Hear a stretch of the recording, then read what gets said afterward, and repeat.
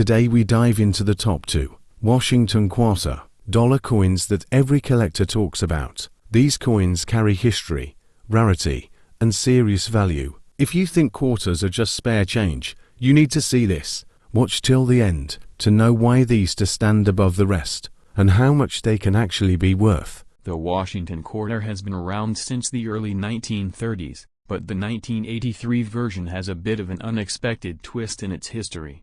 It wasn't a low mintage year in terms of sheer numbers, far from it. In Philadelphia alone, more than 673 million were struck, and in Denver, about 618 million. On top of that, there were a few million proofs struck in San Francisco for collectors. So, you'd think with numbers like that, the year wouldn't matter much. But here's the catch: in 1983, the mint didn't release the standard uncirculated mint sets that collectors often rely on to get pristine examples.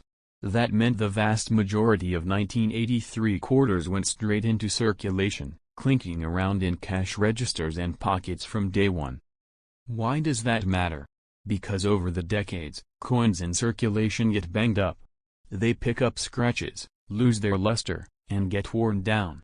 For collectors, condition is everything. So while there might be hundreds of millions of 1983 quarters out there, finding one in truly high grade, sharp details, bright luster, no distracting marks, is surprisingly tough. And when supply gets tight for top quality examples, prices go up. So what kind of value are we talking about? If your 1983 quarter has been well used, it's likely still worth about face value. That's the reality for most of them. But if it's uncirculated and has been preserved in great shape, you could be looking at something much more interesting. Coins graded in the lower uncirculated range, like MS-63, might sell for a handful of dollars. Move up to MS-65, and you could be in the $40 to $60 range. MS-66 or MS-67 examples? Those can easily go into the hundreds, sometimes higher if they're especially nice and attract competitive bidders. And that's without even talking about errors, because this is where the potential jumps from nice little bonus to wow, that's a payday. Minting errors can happen in all sorts of ways, and they fascinate collectors. One of the more famous varieties from 1983 is known as the spitting eagle. On the reverse side, there's a small die gouge between the eagle's beak and neck that makes it look like the bird is spitting. It's subtle, but collectors love quirky things like that, and high-grade examples of the spitting eagle can fetch far more than standard coins. Then there are the big, bold errors, like off-center strikes. If the design is shifted noticeably so part of the coin is blank, collectors take notice, especially if the date is still visible. The more dramatic the shift, the higher the value tends to be. Even a modest off-center strike can be worth many times face value, and the more extreme examples can bring in well over $100. But the real showstoppers are the major oddities, like coins struck on the wrong metal planchet or overstruck on other coins or tokens. There's a legendary example of a 1983 quarter that was struck on an amusement token. You can actually see the token's original design peeking through, including the words "This is my lucky day" and little clovers. That coin ended up selling for an amount that could buy you a solid used car, because for error collectors, it's one of a kind. And sometimes, it's not even about wild visual errors, it's about the hunt for the finest known examples. There's a part of the hobby where collectors compete in something called registry sets. These are collections of coins graded by third-party services, and the goal is to have the best possible examples in the world. Registry collectors will sometimes pay top dollar for a coin that's technically common, simply because it's graded a hair higher than anything else available. For a coin like the 1983 quarter, where gem examples are already rare, that competition can drive prices into surprising territory. Now, let's get practical. If you have a 1983 quarter and you're wondering if it's worth anything, the first thing to do is check the mint mark. It's a small letter on the obverse side near Washington's ponytail. A P means Philadelphia, a D means Denver, and proofs will have an S. In certain grades, one mint might be more sought after than the other, but both have their desirability in high grades. Next, look closely at the condition. Hold the coin under good light and tilt it back and forth. Does it still have that original mint luster, that bright, cartwheel-like shine? Or is it dull from wear? Check the high points, Washington's hair above his ear, the tops of the eagle's wing. These are the first places to lose detail when a coin circulates. If you think yours looks sharp, compare it to pictures of graded coins online to get a rough idea of its condition. But if you really suspect you've got something exceptional, you might want to send it to a professional grading service like PCGS or NGC.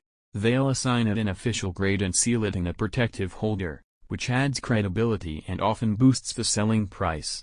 Once you know what you have, you've got a decision to make: keep it for your collection or sell it. If you decide to sell, you've got a few options. eBay is one of the biggest platforms for coin sales, and it gives you access to a global audience.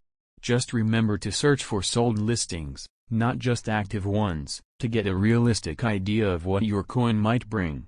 Anyone can list a coin for thousands of dollars, but that doesn't mean it will sell. Sold listings tell the real story. For truly exceptional coins, like high-grade examples or rare errors, you might want to consider a coin auction house. They specialize in marketing coins to serious collectors, and they can sometimes get you a better price than selling directly online. On the other hand, if your coin is nice but not a world beater, you might do better selling it yourself and avoiding the auction fees. When you list your coin, presentation matters. Use clear, well-lit photos that show both sides, plus close-ups of any interesting details or errors. Next up, the 1972 Washington $quarter may look ordinary, but when you explore its history and the way collectors value it, you begin to realize why this coin is more than just 25 cents. If you stay with me until the end of this video, we'll learn the different ways this coin is valued on online platforms and auctions, and you will see why some of these quarters have sold for surprising amounts. The Washington quarter had already been in circulation for 40 years. By 1972, first introduced in 1932 to honor the 200th birthday of George Washington, the design by John Flanagan became a staple of American coinage. The obverse features the profile of Washington, with the word liberty above and the national motto "In God We Trust" to the side. The reverse shows the eagle perched on a bundle of arrows with olive branches below, a strong and classic symbol of the United States. By 1972, the design had become so familiar that most people hardly gave it a second thought. Yet 1972 was an important year for the quarter. The United States had moved away from silver coinage only a few years earlier. From 1965 onward, quarters were struck not in 90% silver, but in a copper-nickel-clad composition. That meant that the 1972 quarter was part of the new era of modern base metal coinage. Millions were produced for circulation, and at first glance it might seem like there is nothing special about them. But collectors know to look deeper. The mintage numbers for 1972 were enormous. The Philadelphia Mint produced over 215 million quarters without a mint mark. The Denver Mint added more than 311 million with the D mint mark. The San Francisco Mint produced proofs for collectors only, and those carried the S mint mark. In total, hundreds of millions of 1972 quarters entered circulation, in them common in worn condition today. But the story changes dramatically when you consider condition, rarity and errors. Most people who come across a 1972 quarter see a coin that has been used heavily for decades. It might have scratches, dull color, or worn down details. These circulated coins usually do not bring much premium. But when you find a 1972 quarter in mint state condition, with full luster and sharp detail, the value begins to rise. Coins graded mint state 65 and higher are much harder to locate because so few survived without marks from bags and circulation. Collectors pay close attention to strike quality and surfaces, and that is where the difference in value becomes clear. The Denver Mint issues are abundant, but sometimes show weaker strikes, which affects desirability. Philadelphia coins without a mint mark, new one as well, but again high-grade examples are much scarcer than the raw mintage figures suggest. The San Francisco proof coins are a different story. Struck with polished dies and special care, these proofs show mirror-like fields and frosted design elements. They were never intended for circulation, and today they remain popular with collectors who want a complete set. Asterisk eras from 1972 were where things become exciting. Quarters from this year are known with double die obverses, where parts of the lettering or design are struck twice and appear double to the naked eye. Some of these double dies are bold enough that they can be spotted without magnification, and collectors compete strongly for them. Off-center strikes are another dramatic error, where part of the design is missing because the blank planchet was misaligned. Depending on how far off-center the coin is, the value can climb sharply. There are also clipped planchet errors where a portion of the blank metal is missing before striking, leaving a curved bite-like shape in the finished coin. Each of these errors is rare and adds significant value to the otherwise common 1970 quarter. Asterisk another important factor for collectors is color and luster. Quarters that still show their original mint brilliance are far more desirable than dull grey pieces. Even among mint state coins, there is a huge difference between a coin with average luster and one with blazing eye appeal. Collectors are willing to pay premiums for coins that simply look better, even if the technical grade is the same. Asterisk the historical context of the 1970 quarter also matters. The early 70s were a time of transition in American coinage. Silver had vanished from circulating dimes and quarters only a few years earlier, and inflation was beginning to erode the buying power of the coin. What once bought a decent amount of goods was now becoming less and less valuable in real terms. Yet the quarter remained one of the most used coins in daily commerce. The 1972 issue carried that roll through grocery stores, gas stations, and vending machines across the nation.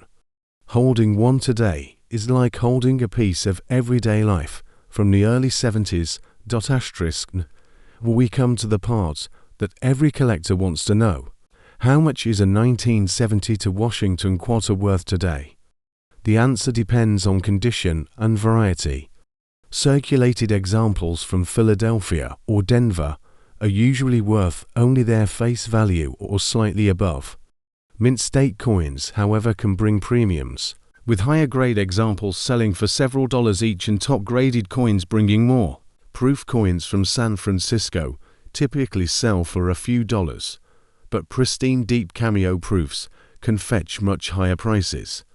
Errors are where the biggest jumps occur. A bold double die or a dramatic off-center strike can sell for hundreds of dollars and in some cases even more depending on demand. The values I am mentioning come from a combination of different online platforms, price guides, and auction records where collectors actively buy and sell these coins today. Asterisk so if you have a 1972 Washington quarter, do not dismiss it. It may be an ordinary circulated piece, or it may be something far more valuable. If you want to know the exact price of your coin, whether it is a Philadelphia, Denver, or San Francisco issue, whether it is a proof or an error, leave a comment with the details. Every coin has its own story, and by comparing yours to recent sales, you can discover what it is truly worth. The 1970 Washington quarter dollar may seem common, but in the right condition or with the right variety, it can be a real treasure hiding in plain sight.